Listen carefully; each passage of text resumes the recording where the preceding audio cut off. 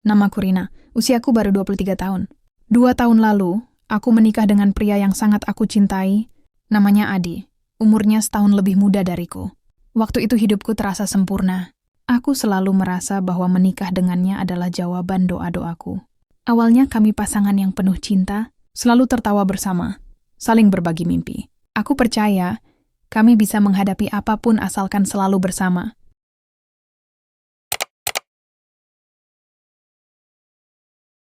Awal pernikahan kami sungguh seperti mimpi indah yang menjadi nyata. Aku masih ingat jelas betapa hangatnya senyum suamiku saat menyambut hari pertama sebagai pasangan sah. Usia kami masih sangat muda. Aku baru berusia 23 tahun, dan suamiku setahun lebih muda dariku. Banyak orang bilang, pernikahan di usia muda itu penuh risiko. Tapi aku percaya cinta mampu menutup semua kekurangan. Dan hari itu, aku benar-benar merasa menjadi wanita paling beruntung di dunia. Hidup kami sederhana. Tidak ada rumah besar, tidak ada perabot mewah, tidak ada pesta berlebihan. Kami tinggal di rumah orang tua suamiku, di sebuah kamar kecil yang cukup untuk beristirahat dan menaruh lemari plastik untuk menyimpan bajuku dan suami. Tapi bagiku, kamar itu adalah istana. Karena di sanalah aku bisa bangun setiap pagi melihat wajah suamiku, merasa bahwa aku tidak lagi sendiri. Pagi-pagi awal setelah menikah adalah saat yang paling kuingat. Aku terbangun lebih awal, lalu bergegas merapikan tempat tidur. Dengan tangan yang masih terbiasa dengan kehidupan lajang, aku mulai belajar menata rumah, menyiapkan sarapan sederhana, bahkan mencoba menata lemari agar terlihat lebih rapi. Walau hasilnya masih berantakan, hatiku penuh semangat. Aku merasa sedang memulai bab baru dalam hidupku. Ibu mertua pada hari-hari awal itu terlihat begitu ramah padaku. Ia menyambutku dengan penuh perhatian, seolah aku benar-benar sudah menjadi bagian dari keluarga mereka. Kadang ia memintaku menemaninya belanja ke pasar, atau sekadar duduk bersamanya di ruang tamu sambil mengobrol hal-hal ringan. Dalam hatiku aku bersyukur. Aku merasa diterima. Aku merasa punya ibu kedua yang bisa kujadikan tempat belajar. Hubungan kami bertiga, aku nih suamiku dan ibu mertua, seperti berjalan harmonis di awal-awal itu. Tidak ada pertengkaran, tidak ada masalah. Aku begitu yakin, semua orang yang menakutiku tentang kehidupan mertua hanyalah berlebihan. Aku percaya aku bisa melewati semuanya dengan penuh cinta.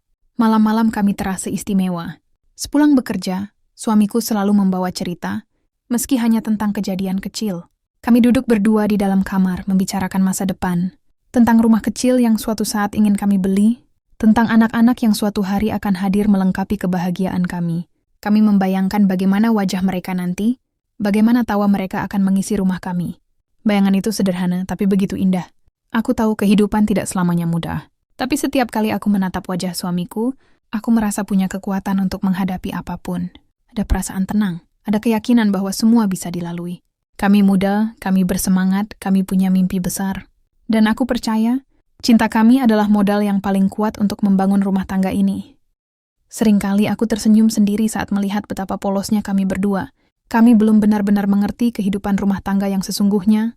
Bagi kami, pernikahan hanya tentang kebersamaan, tentang saling mencintai, tentang menatap masa depan dengan penuh harapan. Kami belum menyadari bahwa cinta saja tidak cukup untuk membuat rumah tangga selalu kokoh. Tapi pada saat itu, aku tidak peduli. Aku hanya ingin menikmati momen-momen indah bersama suamiku. Aku selalu percaya, masa-masa awal pernikahan adalah anugerah yang akan jadi kenangan berharga selamanya. Rasa canggung bercampur bahagia, rasa belajar menjadi istri, rasa punya keluarga baru, semua itu begitu melekat di hatiku. Dan aku selalu berkata pada diriku sendiri, jika awalnya sudah seindah ini, maka perjalanan selanjutnya pasti akan semakin baik. Aku tidak tahu bahwa keyakinan itu perlahan akan diuji. Bahwa rumah tangga bukan hanya tentang cinta, bukan hanya tentang mimpi, tetapi juga tentang kenyataan yang tidak selalu sesuai dengan harapan. Namun sebelum semua itu datang, aku ingin mengingat betapa indahnya 2 tahun lalu. Saat aku benar-benar merasa menjadi wanita paling berbahagia, dengan suami yang kucintai, dan dengan keluarga yang tampaknya menerima kehadiranku. Itulah masa-masa awal pernikahan kami. Masa di mana segalanya terasa mungkin. Masa di mana aku percaya, tidak ada yang bisa memisahkan kami berdua. Seiring berjalannya waktu, kebahagiaan itu mulai diuji. Setelah bulan madu singkat kami selesai, kami kembali pada kenyataan hidup. Aku dan suamiku tidak memiliki banyak tabungan. Pekerjaan suamiku hanya serabutan, berpindah dari satu tempat ke tempat lain, dengan gaji yang jauh dari kata cukup. Setiap bulan, kami harus memutar otak untuk sekedar memenuhi kebutuhan sehari-hari. Iya, aku mencoba membantu dengan berjualan kecil-kecilan. Kadang aku menjual kue buatan sendiri, kadang aku ikut menitipkan jajanan di warung sekitar.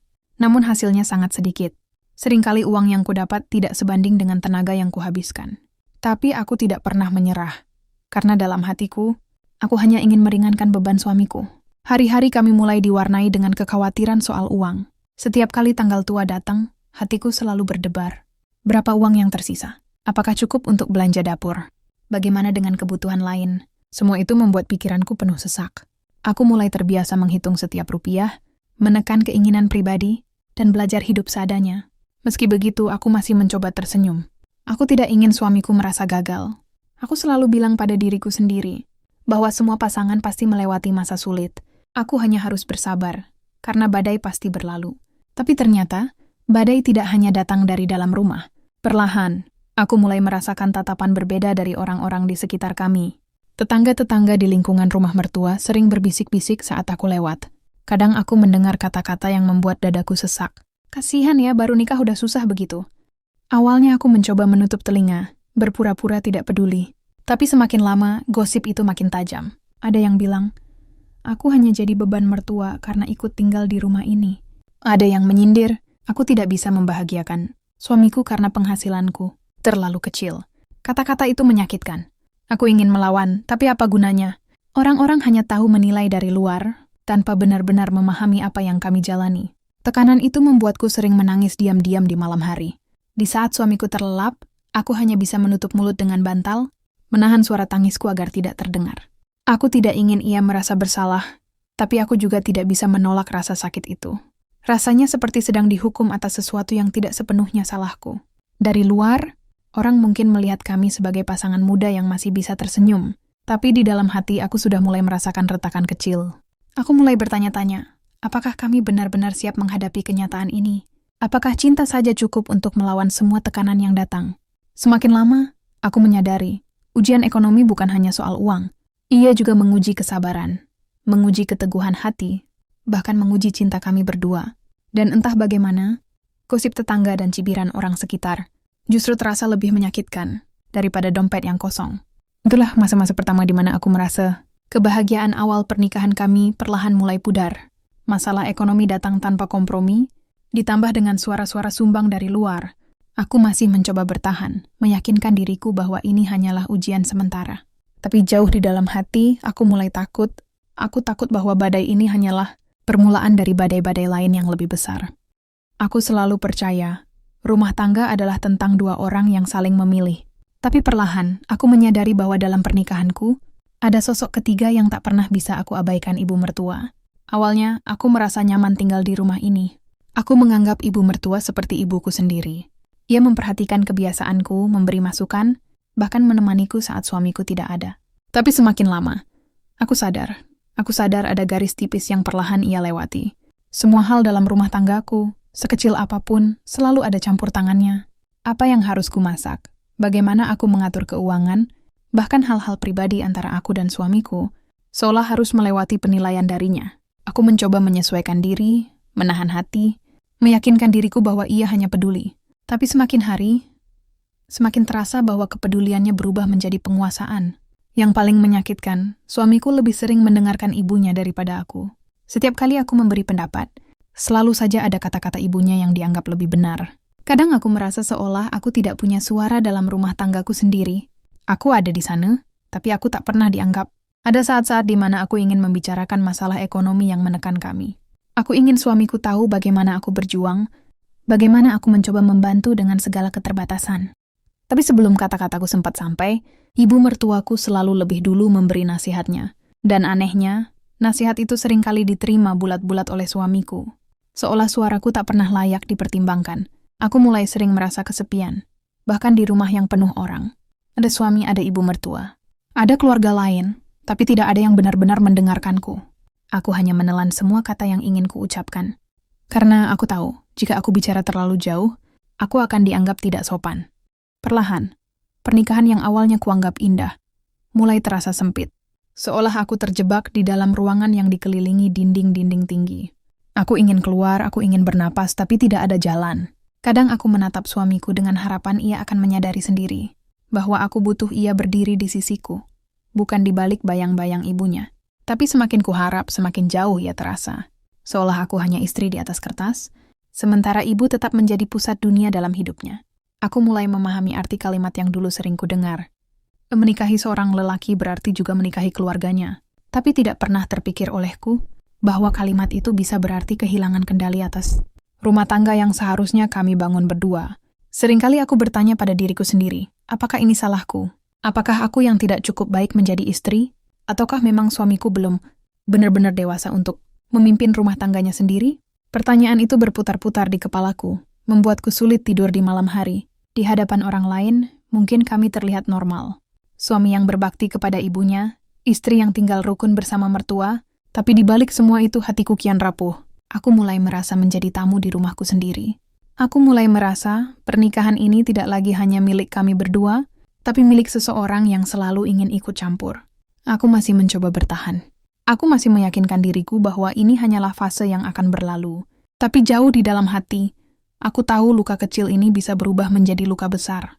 Dan aku tidak tahu sampai kapan aku mampu menahannya. 2 tahun berlalu sejak hari pertama aku resmi menjadi istrinya. 2 tahun penuh perjuangan, 2 tahun penuh air mata yang sering kusembunyikan di balik senyum tipis. Dan ada satu hal yang selalu menjadi beban paling besar. Aku belum juga hamil. Awalnya aku tidak terlalu memikirkan hal itu. Aku percaya rezeki akan datang di waktu yang tepat. Aku percaya anak adalah titipan Tuhan, dan tugas kami hanyalah berdoa serta berusaha. Tapi seiring berjalannya waktu, keyakinan itu mulai goyah. Setiap bulan, aku selalu menunggu dengan harap-harap cemas. Aku menghitung hari, berharap ada tanda-tanda bahagia. Namun setiap kali harapan itu datang, ia kembali runtuh begitu saja. Setiap tespek yang kupakai selalu menunjukkan hasil yang sama. Iya, garis 1. Dari bulan ke bulan, rasa kecewa itu semakin menumpuk. Dan aku tidak hanya menanggung kecewa, tapi juga beban dari sekelilingku. Ibu mertua mulai menunjukkan sikap yang berbeda. Senyum ramahnya perlahan berganti dengan tatapan penuh prasangka. Kata-kata manis yang dulu sering kudengar berubah menjadi sindiran, halus yang menusuk. Ia sering berkata di hadapanku, seolah aku tidak mendengarnya. Wanita baik itu yang bisa kasih keturunan. Kalau tidak, untuk apa ada dia di rumah? Kalimat itu membuatku hancur. Seakan-akan seluruh nilainya, seorang istri hanya diukur dari ada atau tidaknya seorang anak. Seakan-akan cinta, pengorbanan, dan kesetiaan tidak berarti apa-apa jika rahimku belum juga memberi tanda kehidupan. Dan gosip dari luar semakin memperparah. Tetangga-tetangga yang dulu hanya membicarakan ekonomi kami, kini menambahkan satu luka baru. Kasihan ya, udah 2 tahun nikah, belum juga isi. Jangan-jangan mandul. Kata-kata itu berputar-putar di kepalaku, bahkan ketika aku sudah menutup telinga. Semakin aku mencoba mengabaikan, semakin keras rasanya suara itu menggema, aku mulai kehilangan kepercayaan diri. Aku mulai merasa sama tidak berguna. Tapi yang paling menyakitkan adalah sikap suamiku sendiri. Dulu, ia selalu menenangkanku setiap kali aku merasa gagal. Ia selalu bilang bahwa anak hanyalah rezeki, dan yang terpenting adalah kami berdua saling mencintai. Tapi belakangan, kata-kata itu semakin jarang keluar dari mulutnya. Ia mulai diam. Ia mulai menjauh. Tatapannya tidak lagi hangat seperti dulu. Ada keraguan di matanya. Ada dingin yang membuatku takut. Aku tahu, ibu mertua sering membisikkan hal-hal yang tidak enak ke telinganya. Aku tahu ia mulai terpengaruh. Aku bisa merasakannya dari caranya menatapku, dari caranya pulang tanpa lagi membawa cerita, dari caranya lebih memilih duduk bersama ibunya ketimbang mengobrol denganku. Malam-malam yang dulu penuh tawa, kini hanya dipenuhi sunyi. Isiut lebih cepat, sementara aku menatap langit-langit kamar, menahan air mata. Aku ingin menggenggam tangannya, tapi seringkali ia menjauh. Aku ingin bicara, tapi suaraku seolah terhalang dinding tebal yang tidak bisa kutembus. Ada saat-saat di mana aku merasa aku sudah tidak lagi menjadi prioritasnya. Aku hanya seorang istri di rumah, yang keberadaannya semakin lama semakin dianggap sebagai beban. Aku masih berdoa setiap hari. Aku masih berharap keajaiban akan datang. Tapi aku juga mulai takut. Takut kalau ternyata doa itu tidak pernah dikabulkan. Takut kalau suamiku semakin yakin dengan kata-kata ibunya bahwa aku tidak bisa memberinya keturunan. Dalam kesendirian, aku sering bertanya-tanya, apakah aku masih pantas dipanggil istri? Apakah aku masih berarti baginya? Atau aku hanya tinggal menunggu saat di mana aku benar-benar tersingkir dari rumah ini? Semua rasa itu bercampur jadi satu kecewa, marahin, sakit hati, dan rasa tidak berdaya.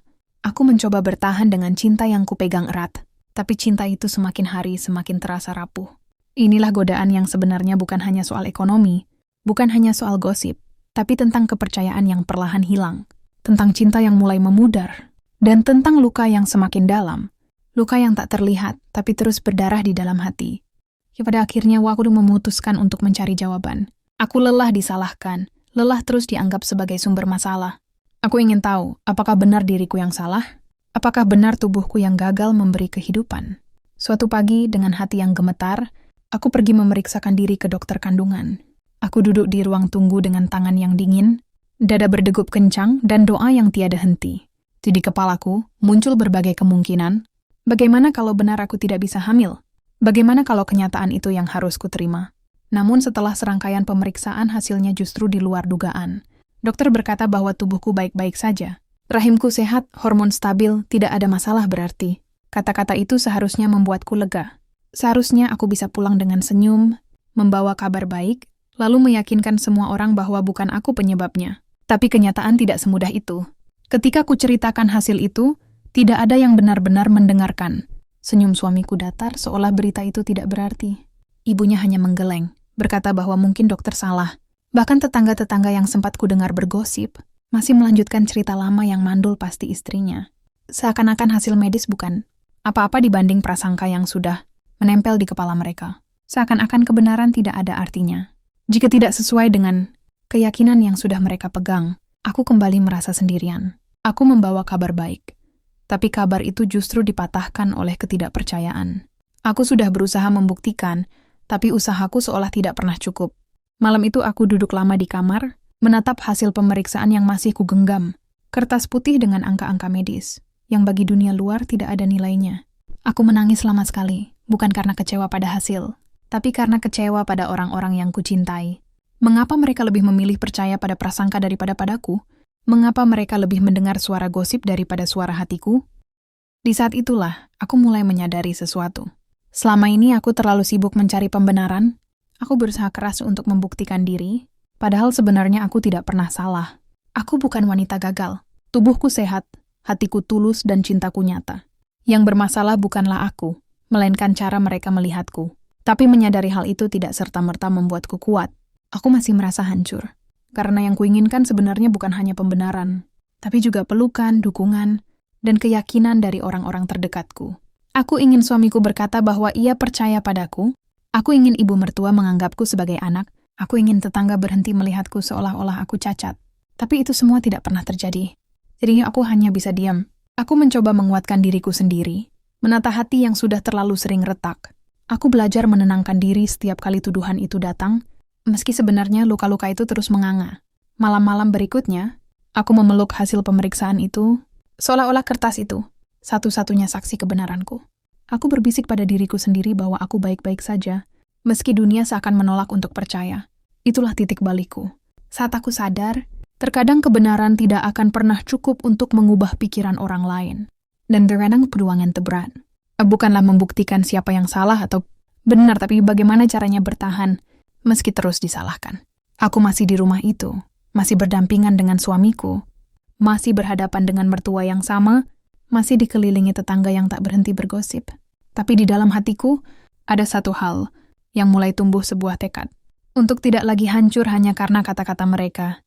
Karena jika aku terus jatuh setiap kali dituding, aku akan benar-benar kehilangan diriku sendiri. Dan aku tidak boleh kalah. Kesabaranku akhirnya benar-benar diuji. Hari itu aku masih ingat jelas. Hanya karena hal sepele masakan yang katanya terlalu asin, ibu mertua kembali menyalahkanku. Katanya aku tidak bisa mengurus rumah dengan baik. Katanya aku tidak becus jadi istri. Katanya aku hanya tahu duduk manis tanpa berguna. Awalnya aku diam seperti biasanya. Aku hanya menunduk, mencoba menahan air mata. Tapi hari itu, hatiku sudah terlalu penuh. Luka yang kutelan selama ini akhirnya pecah juga. Untuk pertama kalinya, aku membantah. Dengan suara yang bergetar, aku mengatakan bahwa aku juga manusia. Aku lelah disalahkan terus-menerus. Aku lelah dianggap tidak berguna, padahal aku sudah melakukan segalanya. Aku katakan bahwa aku bukan penyebab semua masalah. Bahwa aku pun punya hati, dan hatiku sudah terlalu sering dilukai. Kata-kataku membuat suasana hening sejenak. Aku melihat wajah ibu mertua memerah, lalu air matanya jatuh. Ia menangis karena tak terbiasa mendengar menantunya melawan. Tangis itu terdengar keras, seperti cambuk di telingaku. Dan saat itulah suamiku masuk ke ruangan.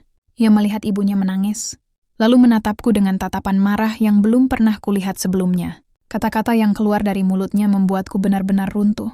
Aku saja, anak kandungnya, tidak pernah membuat ibu meneteskan air mata. Kamu, yang hanya menantu, berani-beraninya membuat ibu menangis. Hatiku serasa diremukkan. Aku menatapnya dengan mata berkaca-kaca, berharap ia akan mengerti alasanku. Tapi tidak, ia justru berdiri tegak di sisi ibunya. Ia lebih memilih memeluk ibunya yang menangis, ketimbang mendengar penjelasanku. Lalu, dengan suara dingin yang menusuk, ia berkata, "Kalau kamu tidak bisa menghargai ibuku, lebih baik kamu keluar dari rumah ini." Aku terdiam. Kata-kata itu seperti petir yang menyambar jiwaku. Rumah ini, tempat aku mencoba membangun cinta, kini menjadi tempat yang menolak kehadiranku. Dan suami yang dulu bersumpah akan melindungiku, kini mengusirku dengan mudahnya. Malam itu aku berdiri di ambang pintu rumah. Tanganku gemetar membawa tas kecil berisi beberapa pakaian. Mataku sembab, dadaku sesak. Aku menoleh ke dalam sekali lagi, berharap ada panggilan, ada penyesalan. Ada langkah suamiku untuk menahanku. Tapi yang kulihat hanyalah punggungnya yang memeluk ibunya erat, seolah aku tidak pernah ada. Aku melangkah pergi dengan kaki berat. Setiap langkah terasa seperti menghancurkan sisa-sisa cinta yang masih kupeluk. Di jalan yang gelap, aku menahan tangis yang tak terbendung. Aku tidak tahu harus kemana. Aku tidak tahu apa yang menantiku. Yang ku tahu hanyalah, rumah itu tidak lagi menjadi rumah bagiku. Di tengah kehancuran itu, ada satu kesadaran pahit yang datang. Cinta yang dulu ku sebut sebagai kekuatan, kini menjadi kutukan. Kutukan yang membuatku buta, yang membuatku bertahan terlalu lama meski terus dilukai, yang membuatku rela dihancurkan, demi seseorang yang akhirnya tidak pernah benar-benar membelaku. Namun meski begitu, di dalam lubuk hatiku yang paling dalam, masih ada secercah harapan. Harapan bahwa aku bisa bangkit, bahwa aku bisa menemukan kebahagiaan, tanpa harus terus berada di bawah bayang-bayang mereka. Harapan bahwa suatu hari, aku akan dihargai bukan karena apa yang bisa kuberikan, tapi karena siapa diriku sebenarnya. Malam itu, di bawah langit tanpa bintang, aku berjanji pada diriku sendiri, aku mungkin pergi dengan luka, tapi aku tidak akan selamanya hancur. Aku akan menemukan jalanku sendiri. Aku akan belajar mencintai diriku lebih dari sekadar mencintai orang lain. Dan jika suatu hari aku kembali, itu bukan karena aku kalah, tapi karena aku telah menang melawan kutukan cinta yang selama ini membelengguku. Begitulah perjalananku sebagai seorang istri muda yang pernah percaya bahwa cinta bisa menaklukkan segalanya. Aku pernah berjuang, aku pernah bertahan, aku pernah mengorbankan diriku demi rumah tangga yang kuanggap segalanya. Tapi pada akhirnya, aku sadar ada hal-hal yang tidak bisa kuselamatkan sendirian. Cinta yang seharusnya melindungi, justru bisa menjadi penjara ketika ia dibungkus dengan ego, campur tangan, dan prasangka. Aku belajar dengan cara yang pahit, bahwa tidak semua orang yang kita cintai akan memilih kita, bahkan ketika kita sudah memberikan segalanya. Malam itu, ketika aku melangkah keluar dari rumah dengan air mata dan luka yang mendalam, aku kehilangan banyak hal. Tapi aku juga menemukan sesuatu, aku menemukan diriku sendiri. Mungkin aku belum menjadi seorang ibu. Mungkin aku masih dianggap gagal oleh banyak orang. Tapi aku bukan wanita lemah. Aku bukan sekadar menantu. Aku adalah diriku sendiri. Seorang perempuan yang layak dihargai, layak dicintai, dan layak bahagia. Dari semua luka yang kudapat, aku hanya bisa mengambil satu pelajaran penting. Mencintai orang lain itu penting, tapi mencintai diri sendiri jauh lebih penting. Karena jika kita lupa mencintai diri kita bisa hancur oleh cinta yang salah. Dan sekarang meski jalanku sendirian, aku tidak lagi merasa kalah. Aku hanya sedang memulai bab baru, bab di mana aku tidak lagi hidup di bawah bayang-bayang orang lain.